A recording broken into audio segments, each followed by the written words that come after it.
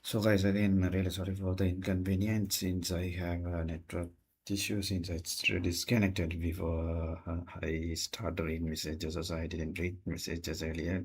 Maybe I will later go through my previous live later. I completed this session. Maybe if there any question, and I will try to reply in the comment section later. But thank you for your understanding again. I hope the second vlog we will continue until around 6:40 or maybe 6:45. Okay, so if you have any questions, please put. I will try, and I hope it's going to not disconnected. Anyway, let's start. Thank you.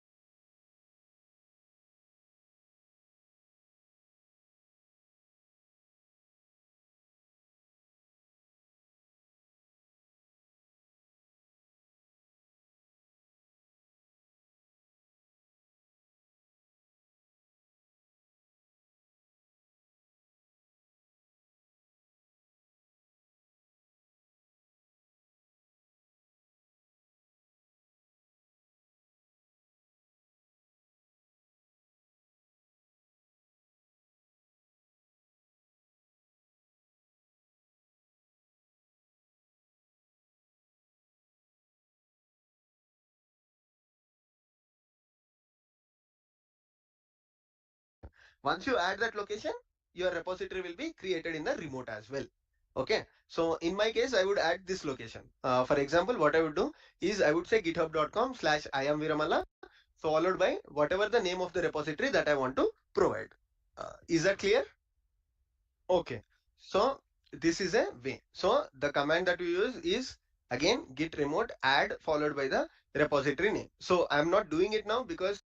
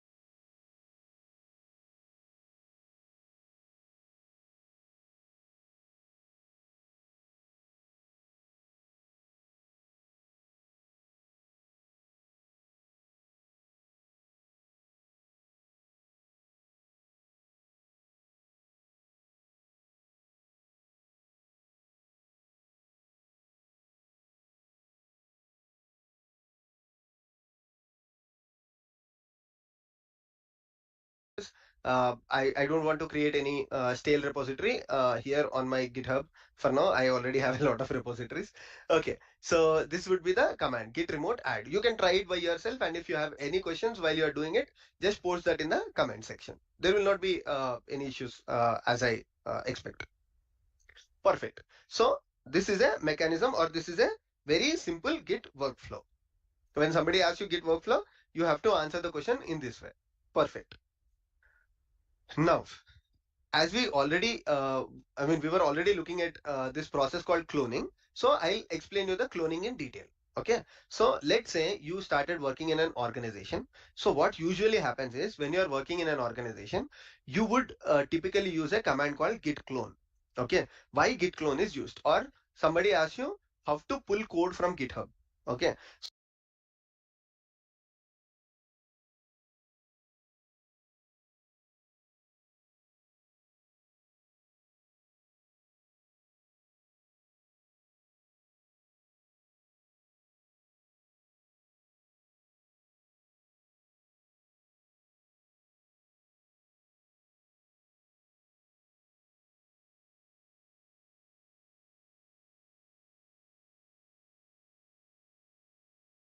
So the answer is the same, whether you are asked, whether somebody is asking about cloning or whether somebody is asking how to pull the code from Git, the answer would be to use a command called git clone.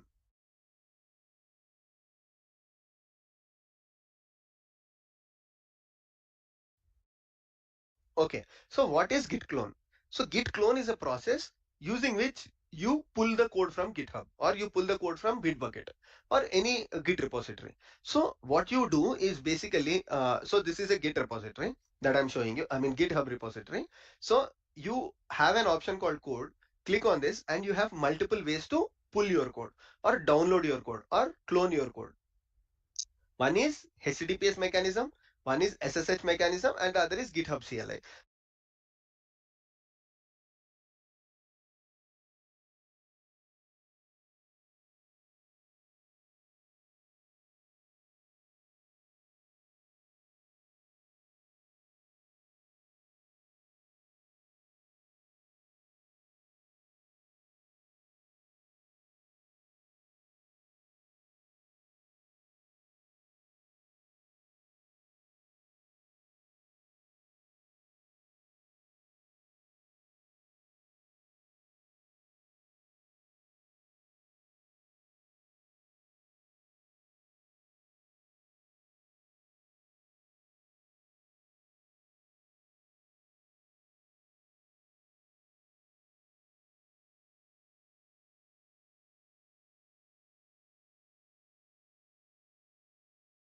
So for now, ignore about the GitHub CLI. One of the most used, two of the most used mechanisms are HTTPS and SSH. So if you're using HTTPS, most for now, ignore about the GitHub CLI. One of the most used, two of the most used mechanisms are HTTPS and SSH.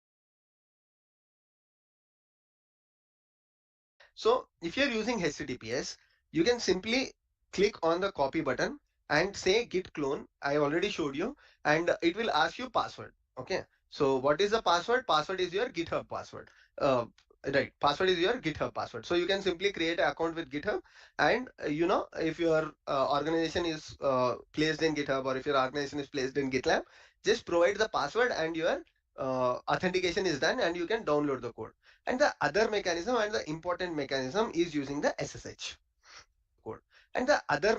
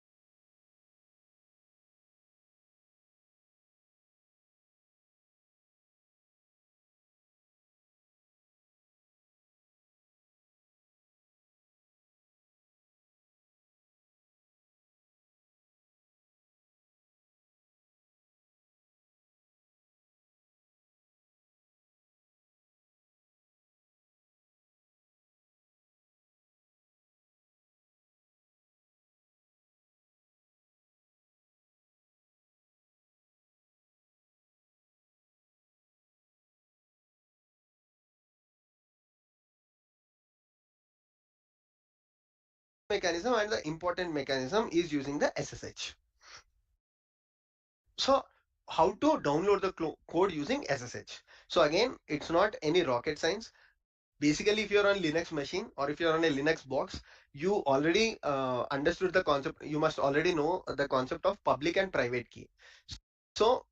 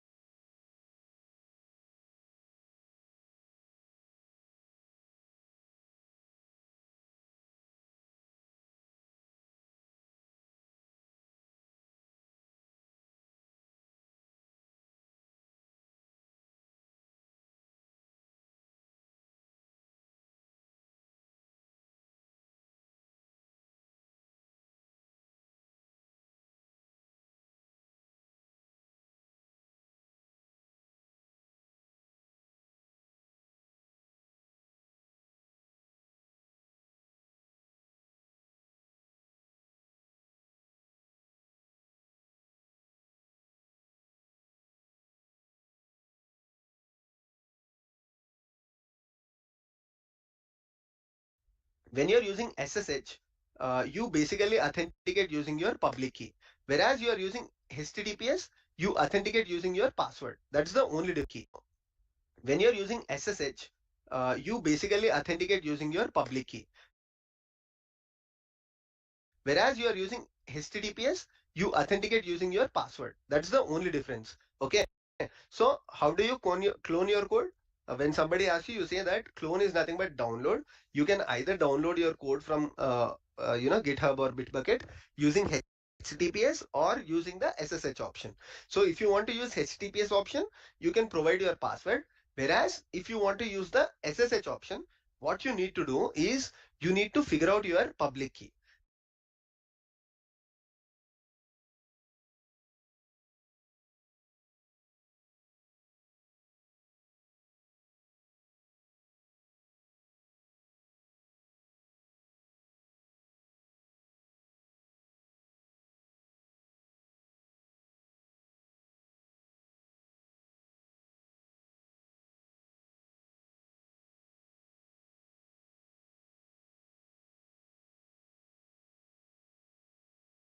So on your Linux box, most of the times you have your public key. If you don't have, you can simply use a command called ssh-keygen. Okay, minus t rsa is I mean you can simply use ssh keygen as well, or you can use ssh keygen minus t rsa, and what happens is it will generate you a new public private key. Okay, so okay, I'll show you. There is no problem. So I can click on enter, and by default I have a public key here, a public private key. If you don't have, you can just click on enter, and it will create you a public private key. And after that, what you'll have is you will have a .ssh in your home directory. Okay. So if you look at the .ssh folder here, there are multiple files. So I have a public key, I have a private key, I have a known host key. Okay. So these are the files that are usually there. Okay. I opened it in a Vim mode. You can also use cd, there is no problem. So if you do cd to the .ssh folder on your local, so in my case it is users a virama. In your case it can be anything else as well. Okay, home ubuntu or anything depend you know what as pop minus the rsa, and what happens is it will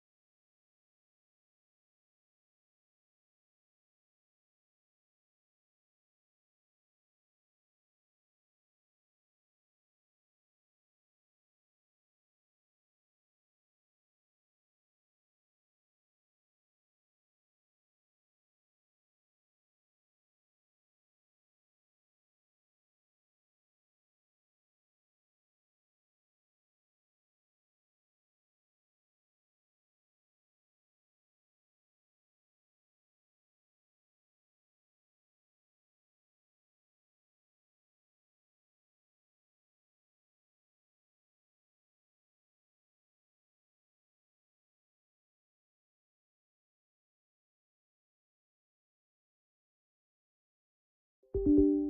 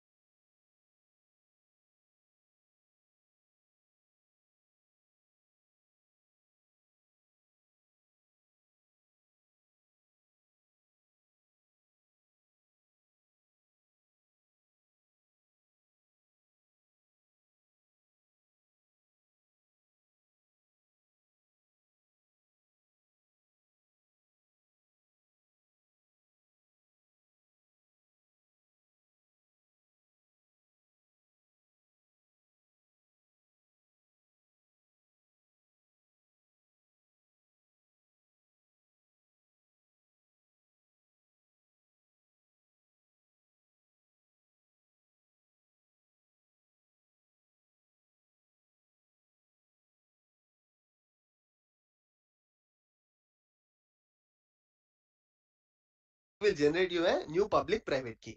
Okay, so okay, I'll show you. There is no problem. So I can click on enter, and by default I have a public key here, a public private key. If you don't have, you can just click on enter, and it will click create you a public private key. And after that, what you'll have is you will have a .ssh in your home directory.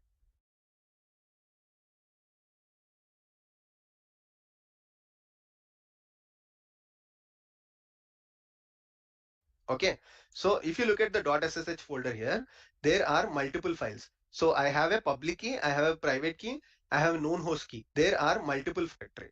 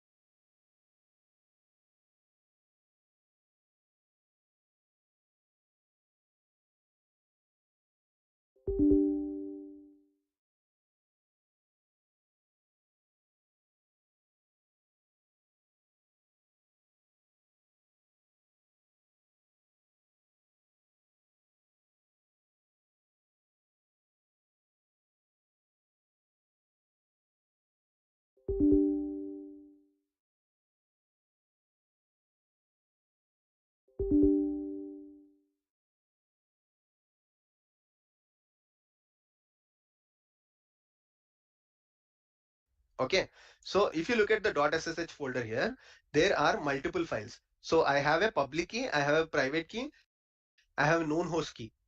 Okay, so these are the files that are usually there. Okay, I opened it in a Vim mode.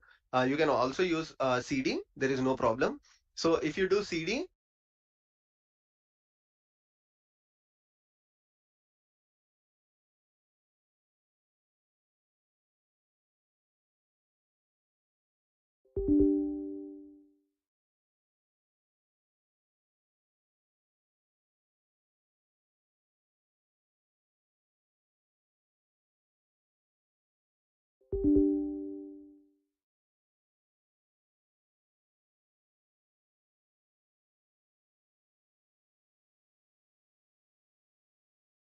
to the .ssh folder on your local. So there is no problem.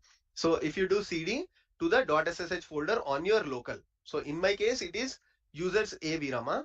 In your case, it can be anything else as well. Okay, home Ubuntu or anything depending upon the Linux box that you are using.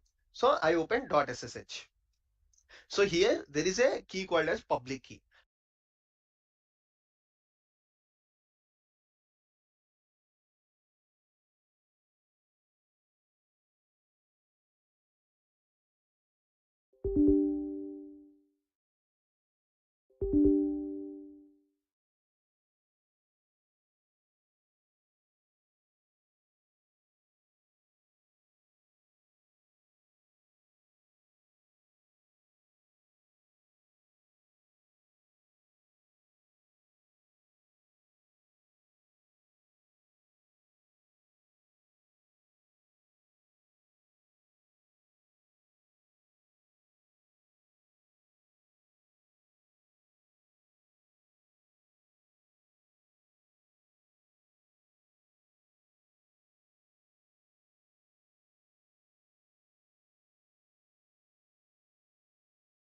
Okay, so what you need to do is you can open this file. Okay, you can open this public key, and once you open the public key, what is happening here? Sorry. Yeah, open the public key and simply copy this public key and paste it in your GitHub. Okay, so how do you do that? Go to the settings option here. Yeah, go to the settings option here. Okay, and once you go to the settings option, there is a option here for providing your public key. Okay, so it's called, I actually increase the font. Yeah, so it is here. So SSH, you can simply add a new SSH key. Okay, once you add your new SSH key to your account, you can come here, add a SSH key.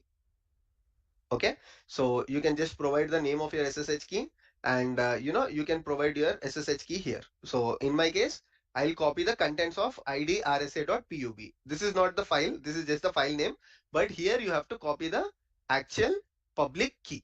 Okay, how do you copy that? Go to your .ssh folder, you can provide. Okay, you can come here, add a SSH key. Okay, so you can just program. Yeah, so it is here. So SSH, you can simply add a new SSH key. Okay.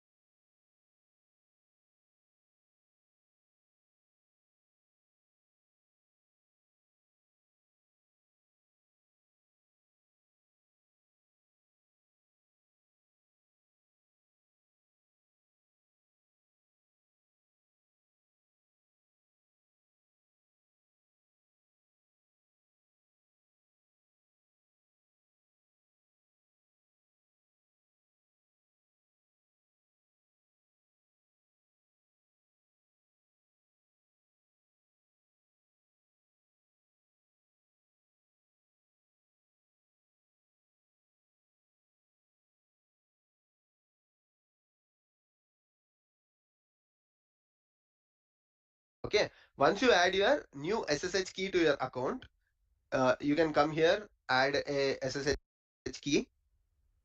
Okay, so you can just provide the name of your SSH key, and you can provide your SSH key here. So in my case, I'll copy the contents of idrsa.pub. This is not the file, this is just the file name, but here you have to copy the actual public key. Okay, how do you copy that? Go to your .ssh folder, you will find a file called id_rsa.pub. Just copy, open that file, copy the content, or use the cat command. You will get the content on the terminal. Just copy it and paste it here and add SSH key. So from next time, it will not even ask you for the password. Clear? So this is how you can authenticate with GitHub and clone the code. So for that, the command that we would use is git clone. Okay. So now let us come to a very important question. Most of the times you must have seen this question. That is, what is the difference between git clone versus git fork?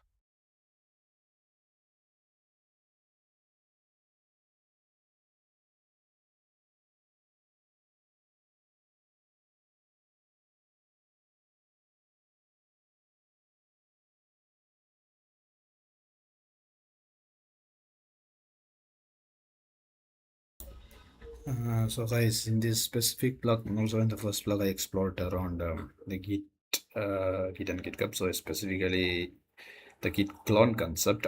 Before that, I able to today actually I'm unable to authenticate in the earlier time. So earlier time in starting the session, but now later I able to authenticate since I thought earlier it's need just username and password, but it's now changed the GitHub authentication.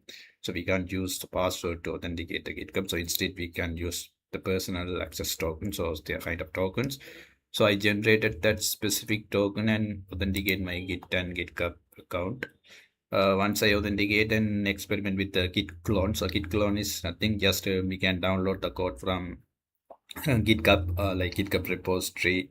So any kind of GitHub URL, we can download the code, clone the code through our local machine. So that is the main purpose of the git clone command. And also I try to understand the difference, like the file name, like there are various methods when we downloading the code with the GitHub, like we can apply HTTPS method, or like we can go for SSH method. Like now I tried SSH method. So since I generate two keys, like we need SSH, there are public and private key when it's come to SSH method. So I already generate this both key.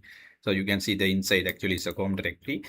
Inside the COM directory, I have both is a private key and this is a public key. So I already authenticate or like already added this public key within the my SSH key option in the GitHub setting. So I don't need to uh, I don't need every time to that specific key in order to authenticate my GitHub repository. Otherwise, if I didn't that specific key, if I not add this specific key within GitHub account, then I every time need to give the specific key. So that's why I didn't do that way. So I already added that specific key. So maybe you didn't see the screen because I guide that.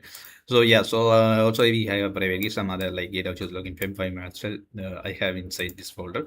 So that is the part I explored in this specific blog. Again, since earlier a bit disconnected the session, this live session due to network, but I hope it's much better. And yeah, so we will continue tomorrow since I already planned to cover fork as well, but due to since my GitHub authentication issue, it takes some time, extra time, because I thought its password is enough, but I don't have it there, but now they use personal access token. So that's why it will take time to authenticate my GitHub account again. So we will continue tomorrow morning onwards since it's 6:40. So tomorrow morning we will continue. Most probably we will finish GitHub part and we will start the project like GitHub API integration project. And yeah, so this is the plan. Yeah, this is the plan today. And yeah, so I plan to cover a bit more, but a bit delayed due to the authentication plus the network issue. It's okay. So we will continue tomorrow morning again. Thank you so much, the people those who are joined, and I will try to reply the question again. I will reply the question in the chat break. So even once I finish, like for example, now I able to read and check. In the last time I unable to read the message since I am unable to read the message due to the live stream disconnected. Maybe I will read the messages, and if there any important question, then I will reply through the comment section. if possible. Okay, so yeah, so thank you so much those who are joined this early morning live session, and I will stop the live session. Before that, I will answer some question if there's any question. Thank you so much.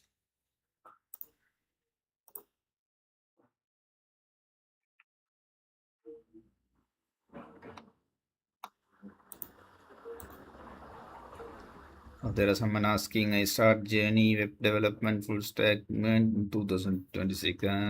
Actually, I'm not from the full stack background, so yes, it's better to someone already from that background can keep advice. But I still believe there are opportunities. Still, there are a lot of opportunities around full stack. Again, you can still start because since there are like agent assisted coding, and I don't think it will be take time look like, but yeah, since leading organization is still guiding software engineers, yes, you can still start your full stack even in 2026. I don't think it's got a long road. It's not near soon. So yes, there are no other question again. As I mentioned the earlier, maybe I replay this question if I read earlier, but due to my network issue, I'm unable to answer this question bit earlier. Okay, anyway, sorry for the delay, and so let's stop the live session right now, and we will continue from tomorrow morning onwards. Thank